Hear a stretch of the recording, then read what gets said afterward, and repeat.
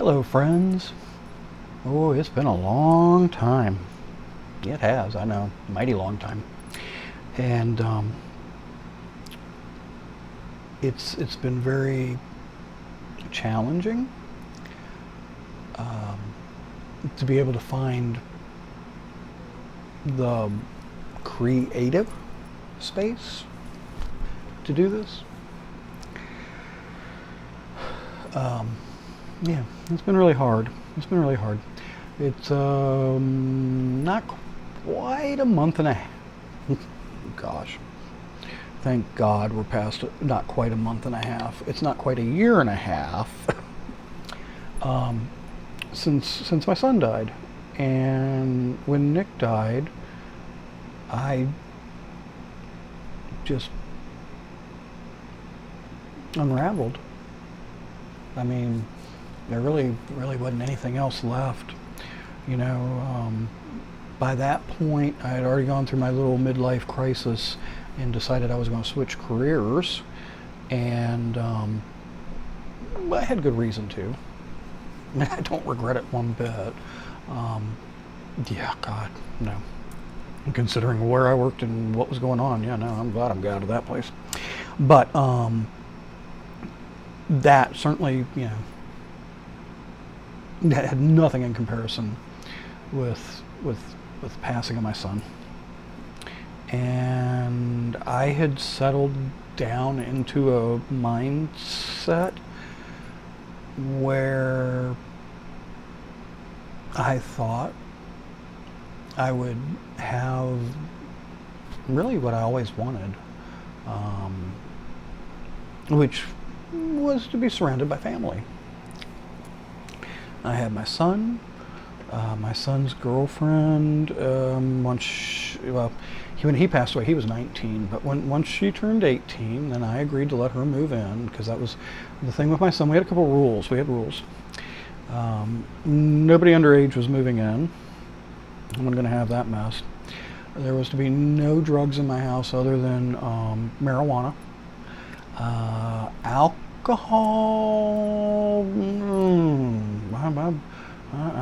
I don't drink. I have reasons that I don't drink, just like I have reasons why I don't want drugs in my house. And yeah, so he broke one of those rules, and I'm not mad at him, obviously. I can't even say I'm disappointed. I'm just nothing with it, because it is what it is. I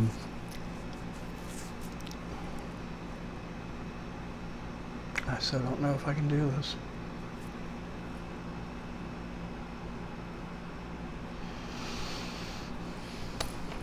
February 25th, 2023. And it was a Friday. It was payday weekend. And my son's girlfriend was in Washington State. We lived in Tallahassee, Florida.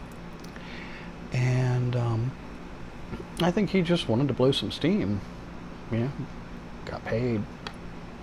Girlfriend's out of town. So he called me that day. It was around noon, and left me a voicemail that he was going out somewhere after work, which is no big deal. I mean, you gotta understand, he was 19. As soon as my son turned 18 and had his own job, then he was an adult. He was earning his money. He had every right to do what he wanted to do. I mean, he paid me rent, and that was his obligation to me. And from there, it was on him. So he got home that night, and it was probably,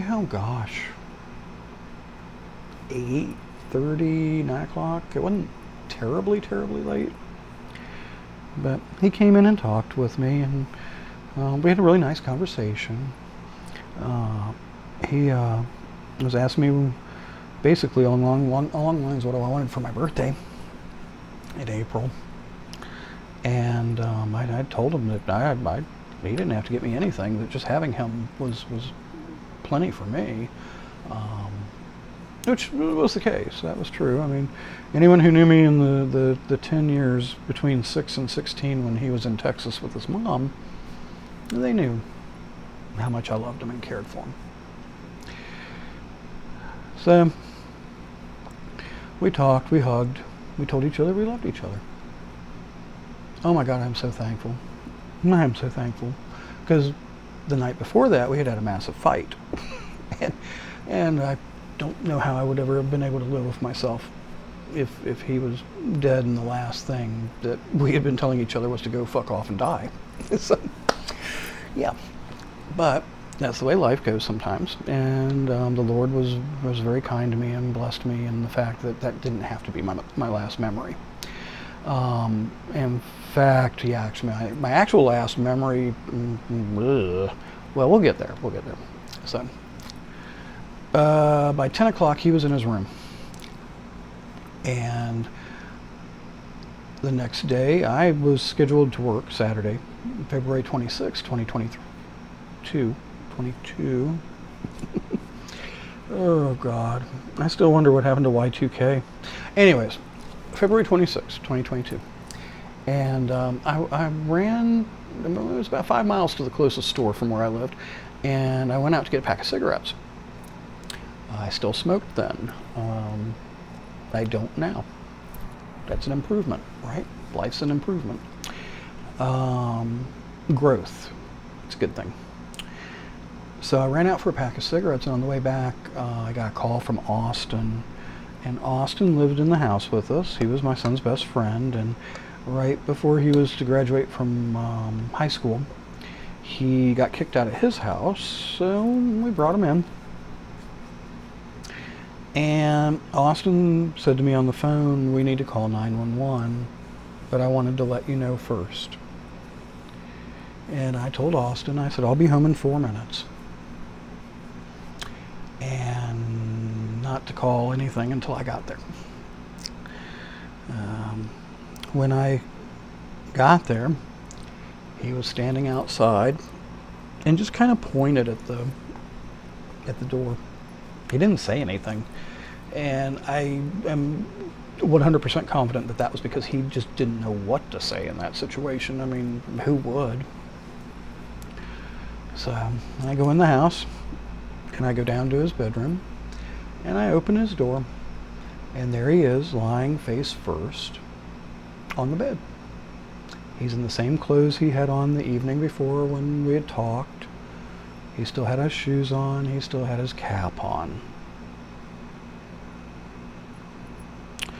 So my best guess is that he probably died shortly after we had talked. And what my son died of was an overdose of fentanyl-laced cocaine. You see, these teenagers, they think coke is okay. It's no big deal. It's just coke. It's just coke. Yeah, okay. I think anybody who's ever had enough experience with cocaine will be able to tell you that's totally the wrong way to approach it, and that it's a hard drug, just like, you know, I was raised that cocaine, heroin, those things. You didn't really. I don't even think meth existed when I was a kid, because I don't remember ever hearing about it until I was older. So it probably did, and I just didn't know. It doesn't matter. But the bottom line on all this is that he bought a bag of coke. He broke the rule of the house, which was nothing but weed. Occasionally alcohol, but alcohol was very touch and go because I do not drink. I have my reasons why, and I just prefer not to keep any alcohol around. So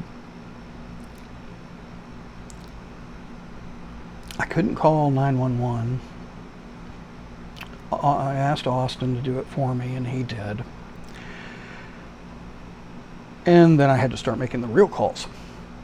I mean, you would think calling 911 would be the hard call, and I'm sure for Austin, I mean, geez, to be 18 years old and have your best friend who you love to no end lying there dead, face down. I mean, he'd already been turning blue, and obviously the bed was wet because, you know, you relieve yourself when you die, and it was not a nice situation. It's not one that I'm very happy to remember, but it is what it is.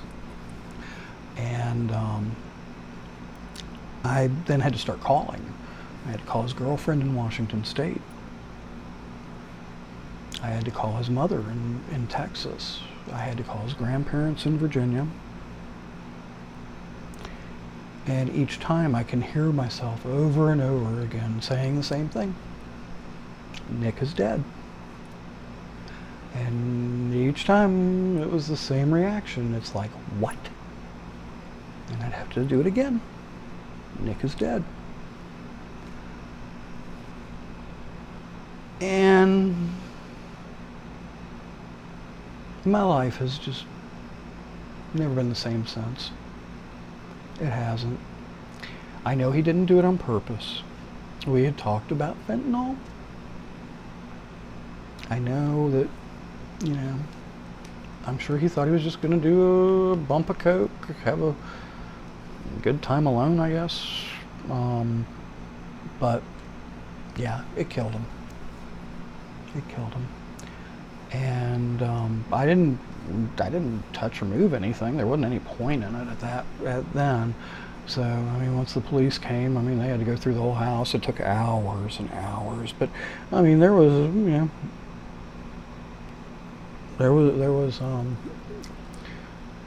well, when I first went in there and saw him, there was still a baggie and a straw. By the time the sheriff's deputies had left, which, God, that took it seemed like it took forever, but it was probably about 5.5 hours. And when I went back in the room after they had gotten him out, and I could go back in the house, yeah.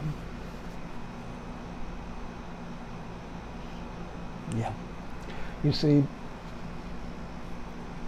my son had been probably too smart, definitely too caring, and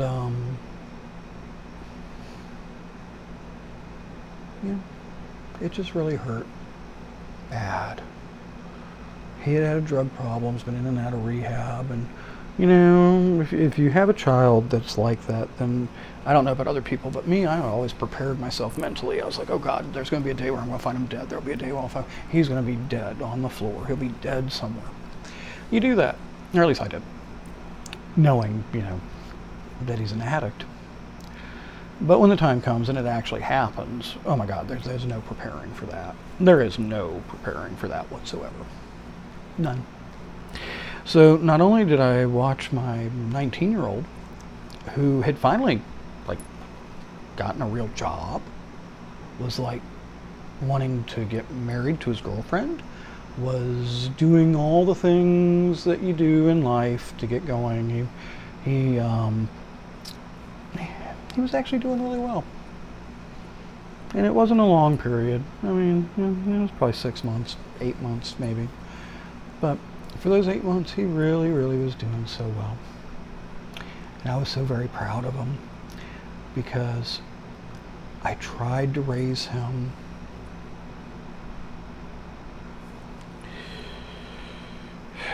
the way I wish that I can't. I just can't. I can't. So the bottom line on all this is very simple. Ever since he passed away, my life is just totally unraveled, and I don't even care. That's really the key to all this, is that I don't care. After losing him, what do I care? You want to take away everything I have? Take it. See if I give a shit. I don't. It's not going to bring my son back. So, and nothing is going to bring him back. So now my son lives with me. Nice little piece of him. Right here. And every day, even on the days where I don't have the desire, the strength, or the will to even get out of bed, every day The first thing I do is put Nick on.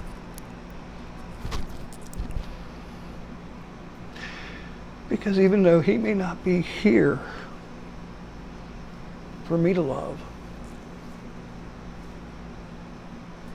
he's here.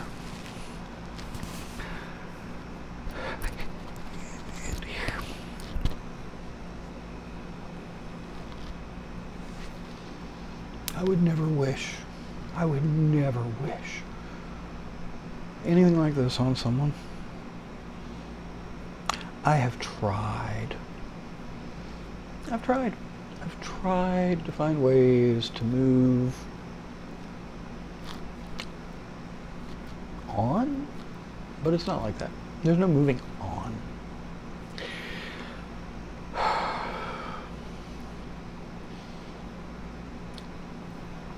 So there you go. I haven't really been in a mood to write anything, to talk, to record, to do anything.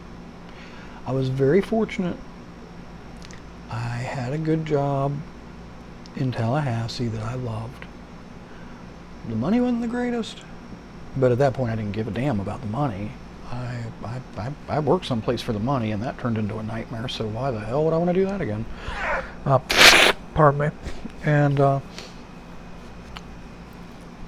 it seemed like I was finally able to at least get past part of this, because I could jump into work.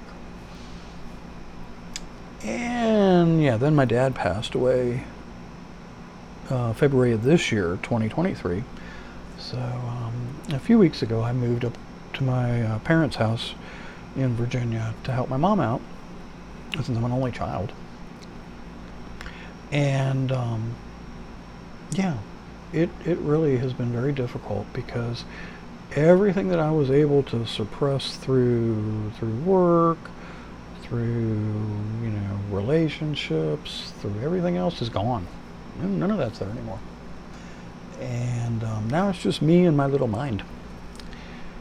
And so I've now kind of had to face my grief in a way that I probably should have well, it wasn't years and years ago, but I have to face it. So that's why I'm doing this. Is because regardless of how poor the lighting may be, regardless of how my skin may be looking, regardless of that, I need to say it, because I'm tired of constantly dreaming it. I'm tired of constantly seeing him laying there dead. And I don't know how to get past it. And there may not be any getting past it. There may not. So there you go. Like I said, the video is for me. It's really for me. Maybe you might gain something from it. Tell you this much. Don't do any fucking fentanyl. And if you're gonna do drugs, get some damn test strips and figure out what the hell you're actually doing. My son was 19 years old. He bought that bag from another 19-year-old.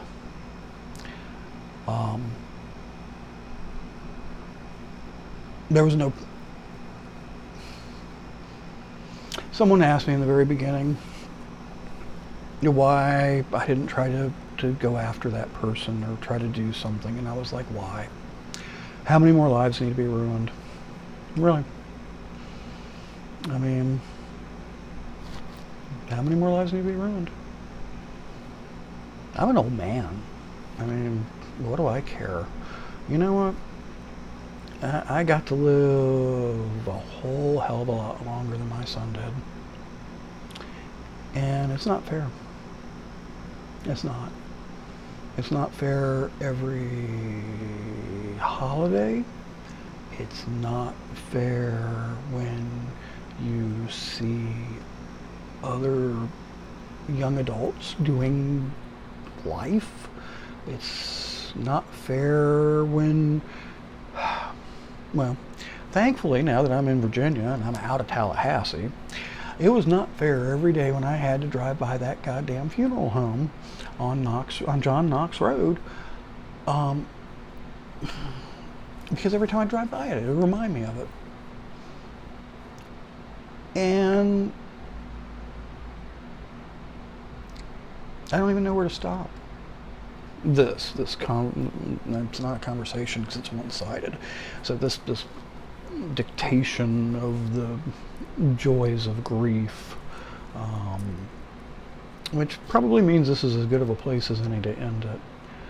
But yeah, be sure to tell the ones you love them a lot, because you never know when they're going to be gone. And once they're gone, they're gone. That's it. There's no gimme backs. There's no oopsies. There's no oh no. No, they're gone. They're dead. And yeah, some people may be able to deal with that a lot better than me. I'm not some people, and I'm very proud of the fact that I'm not. There have been many times in my life where I could have followed what some people would have done, and I didn't. I always did what I felt was the right thing to do with integrity. And I guess maybe now I understand that in the end, really, all you have is your honor and your integrity. Maybe your word. I try to keep my word. But that's a very antiquated thing nowadays. Most people don't. So, God bless you. And I hope that I hope you don't have to suffer, but if you're ever in a position where you do find yourself suffering, know that you're not alone. There's others out there. And do it in your time, because nobody has a right to tell you when you stop grieving. Nobody has a right to tell you how to grieve, and nobody has a right to interject into the process. So, because it's been a year and almost 6 months. Yeah, a year and 5 months, I guess. Oh well.